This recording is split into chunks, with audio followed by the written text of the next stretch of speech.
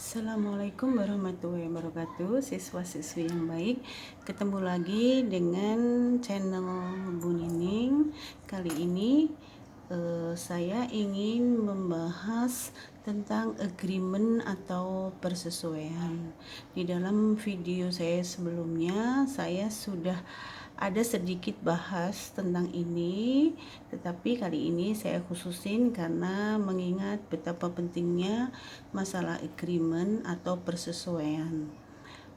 Biasanya siswa-siswi tidak aware atau tidak menyadari tentang betapa pentingnya agreement ini dalam hal pembuatan kalimat.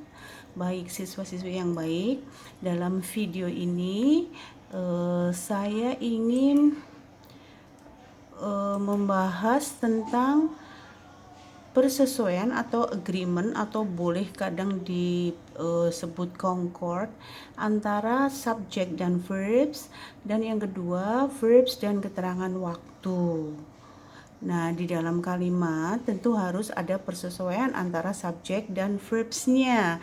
Hal ini terjadi ketika kita membuat kalimat yang present, ya, yang present tense. Nanti kalian juga bisa melihat di dalam video Bu Nining nanti yang akan berjudul tentang tenses.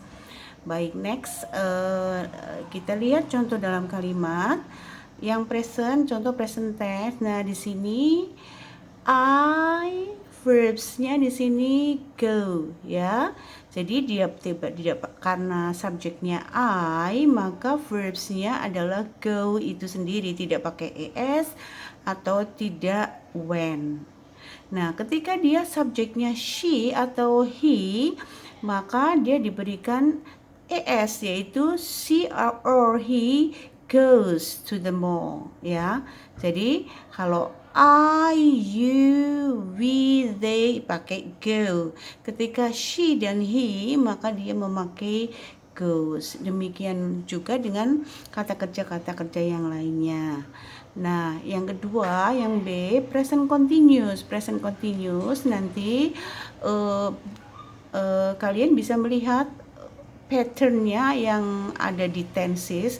Nanti lihat bahwa present continuous itu patternnya to be plus verb ing. Nah, maka di sini kalau she atau he tentunya dia pakai is, ya, is going, ya.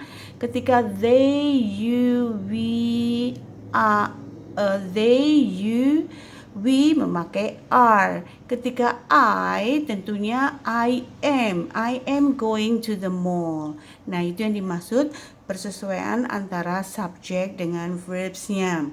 Next, itu present perfect tense. Nanti kalian bisa melihat polanya, bagaimana pola present perfect, yaitu subjek plus has atau have plus verb 3. Nah, contoh, she dan he memakai has. She has gone to the mall. Nah, bagaimana dengan they, you, we memakai have tentunya. They have gone to the mall. You have gone to the mall. Seperti itu. Nah, itu yang dimaksud persesuaian antara subjek dan verbs ketika kalimatnya present tense. Next, kemudian kalau persesuaian antara verbs dan keterangan waktu, itu pasti kalian harus di sini harus betul-betul aware persesuaian antara verbs dan keterangan waktunya. Jadi di sini contoh kalau keterangan waktunya present, maka verbs yang dipakai juga present. Contoh di sini, I am reading a book now. Nah, karena keterangan waktu yang dipakai now, tentunya dia memakai, kan dalam hal ini memakai present continuous, maka I am. Kalau you are, he is, dan sebagainya. Ya, jadi harus sesuai antara keterangan waktu dengan tenses di sini. Contoh lagi, I'm a student of senior high school at present. Jadi sekarang ini saya memakai am, tidak memakai was atau memakai yang lainnya. Jadi kalian betul-betul harus berhati-hati melihat persesuaian ini. Nah, ini apabila keterangan waktunya past, lampau, verbsnya yang dipakai juga harus berjenis past, yaitu verb 2. Contoh, ketika kalian memberikan keterangan yesterday, a long time ago, yang lampau-lampau, maka kalian verbs yang harus dipakai yaitu verb past, yaitu verb 2. Jadi di sini went, tidak boleh go. Kenapa? Karena kalian memakai kata yesterday. I went to Bali yesterday. Terus lagi di sini my mom passed away. Nah, ini pass di situ meninggal ya. Itu a long time ago. Jadi sudah lama. Makanya memakai past tense. Nah, sekali lagi di sini kalian harus berhati-hati dengan persesuaian ini.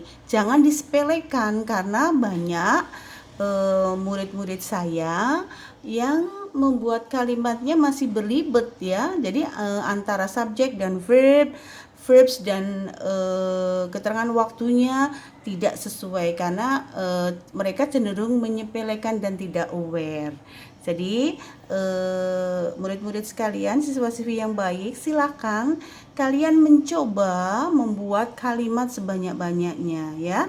Karena memang membuat kalimat itu sekali lagi dari video-video ibu yang awal, membuat kalimat itu tentunya memerlukan beberapa hal. Kita harus tahu beberapa hal. Tidak segampang itu, tetapi sebenarnya kalau kita sudah tahu itu mudah sekali ya. Jadi silahkan melihat video saya yang telah lalu. Di situ dipandu bagaimana kamu bisa mengenal kata dulu, terus mengenal kalimat, cara membuat yang sederhana dan sebagainya. Saya yakin kalau kalian semua menonton, melihat, dan mencobanya, insya Allah kalian pasti bisa. Sekian, terima kasih. See you in the next video. Wassalamualaikum warahmatullahi wabarakatuh.